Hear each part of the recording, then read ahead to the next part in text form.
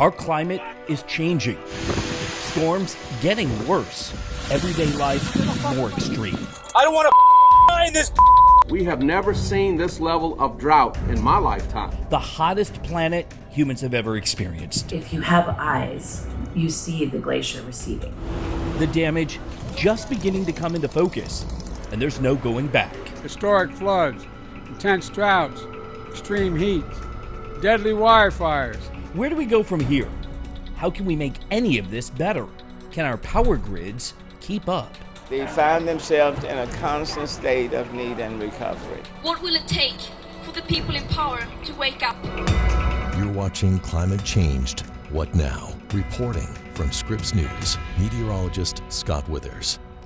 Thanks for joining us. When we talk again about climate change, your eyes might glaze over. You might be tempted to just turn away. Well, over the next hour, my plea to you is don't. Yes, we will discuss how bad it's become, but we will also talk about what we can do to make this better. We'll talk about how to keep living our lives. But first, we need a stone-cold dose of blistering reality. Hurricane Lee, just the latest tropical storm to undergo rapid intensification. It took just 24 hours to go from a Category 1 storm to a powerful Cat 5. Warm waters, a major reason why. Now, throughout August, we have already hit a record for the number of weather disasters causing more than $1 billion in damage, 23 of them, and we still have the rest of the year to go. We have lived through the hottest August ever recorded after the hottest July. Record-breaking temperatures, month after month, year after year. It's leading to widespread devastation. This summer was hot. Hot. I feel hotter this year compared to any of the other years. I don't remember it being this hot when I was a kid. It was the hottest Northern Hemisphere summer in recorded history. One day alone, July 6th, the hottest day ever recorded by humans. The global average, 6 degrees hotter than normal. Climate Central reports 98% of all of us experienced climate change enhanced heat this summer. That heat energy trapped by fossil fuels entering the atmosphere does much more than make it warm.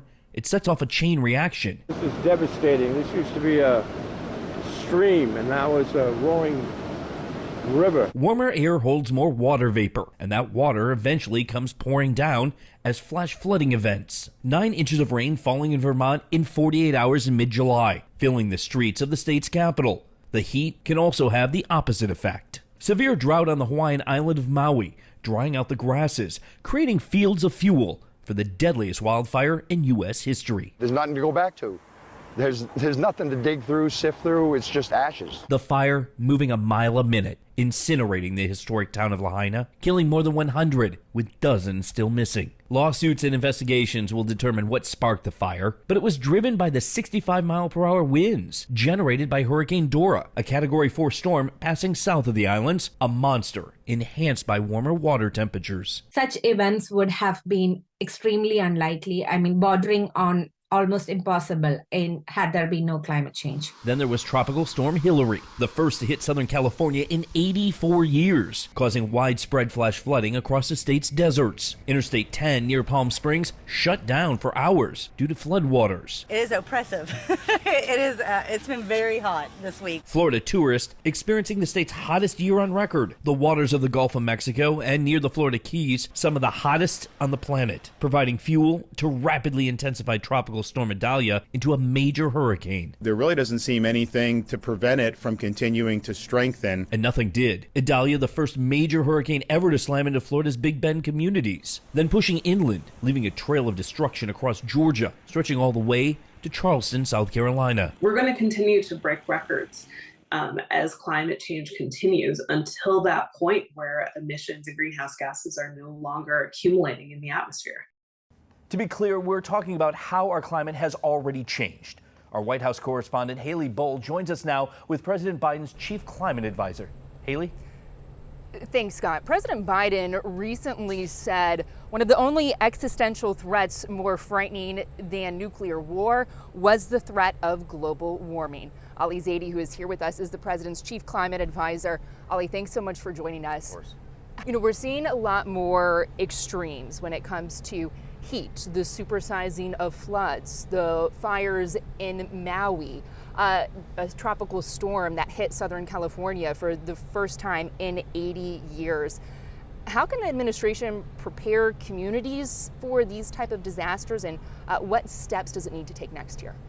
You know, we're doing this across the geographies where this threat is showing up and across the different types of threat.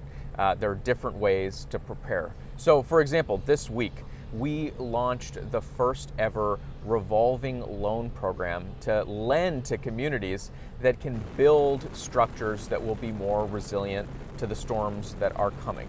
That means hardening the walls, strengthening grid infrastructure, maybe burying power lines, helping improve water systems so that they don't get overrun when the flood comes. That's one program. There is a root cause to the climate crisis. We know what that is. If you put CO2, carbon dioxide, into the atmosphere, you raise the atmospheric concentration of CO2, you're going to see more warming, you're going to see more supercharged storms, you're going to see more extreme disasters. So we have to get at that root cause, and we do it by deploying clean energy. Through the Inflation Reduction Act and the bipartisan infrastructure law, we're making the largest investment in clean energy in the history of the world, anywhere in the world.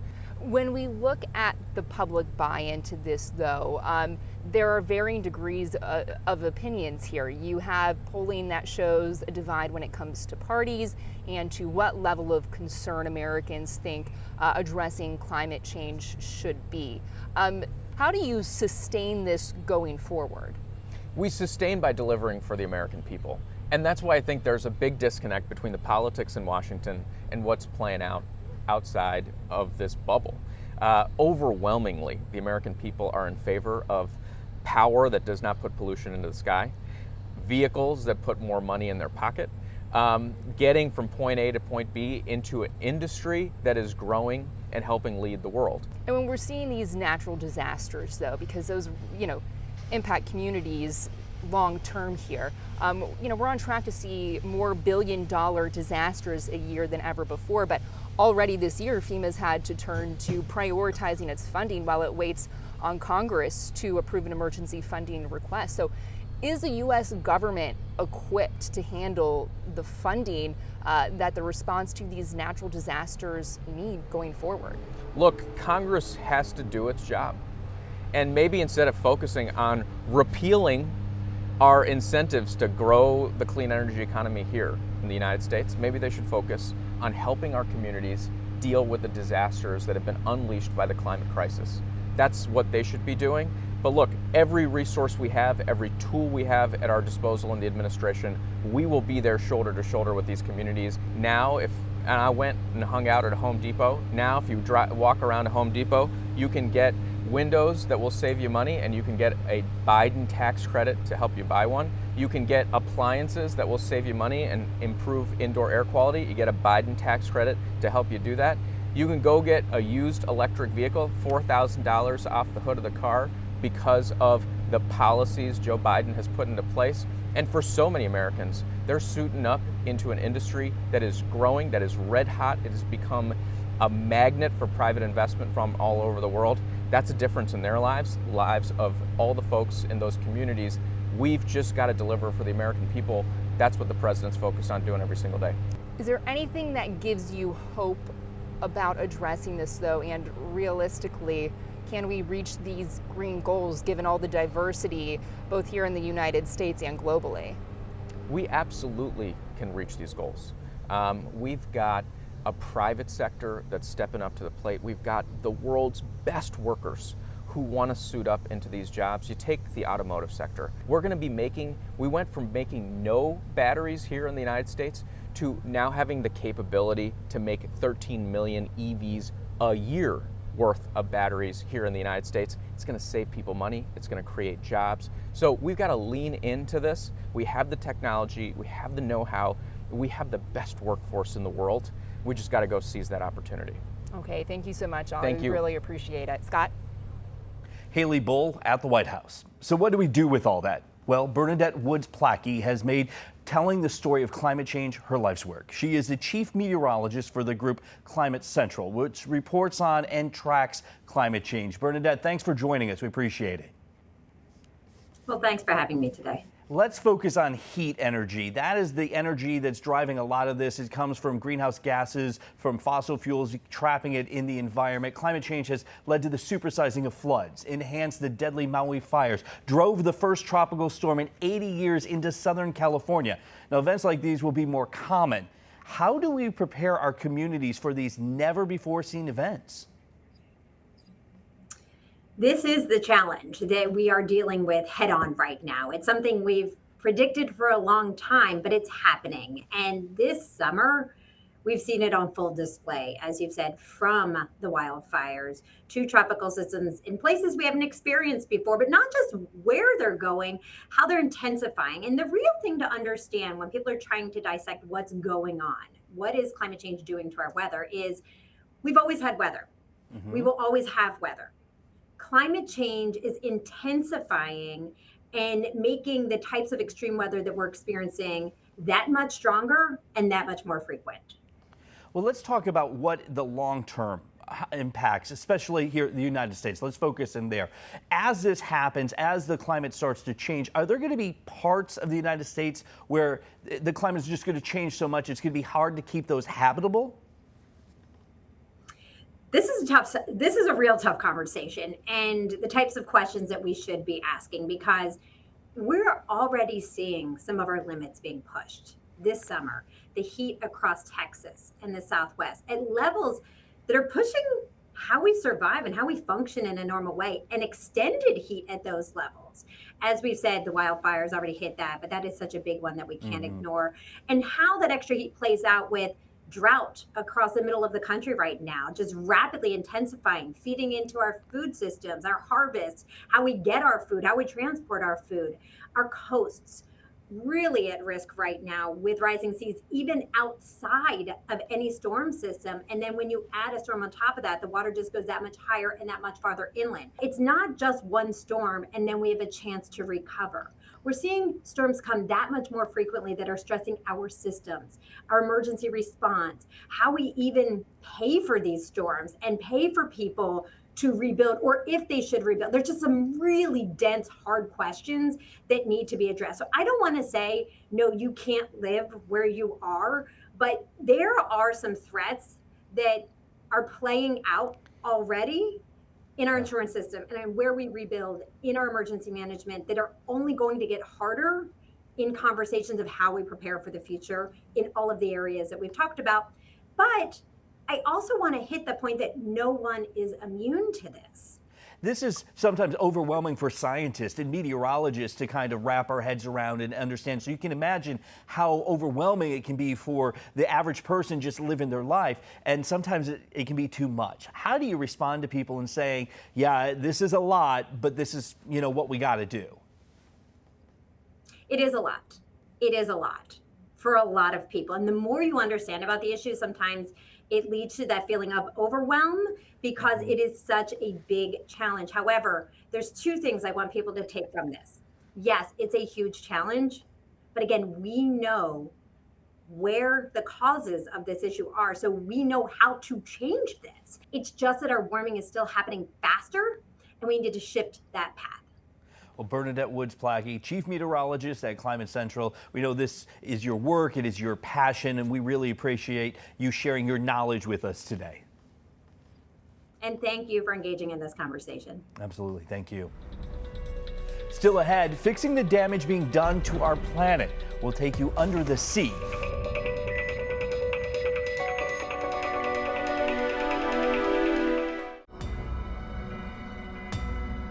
This is Climate Changed. What now? Reporting from Atlanta, meteorologist Scott Withers. Extreme heat, a story across the northern hemisphere, from the United States into Europe. Several countries now shattering records in September. In just one day in France, more than 200 monthly records were broken. But it's not just the air temperatures that are scorching. Water temperatures are too. Now coral there is dying. Can it be saved? Clayton Sandell heads out on the water to find out.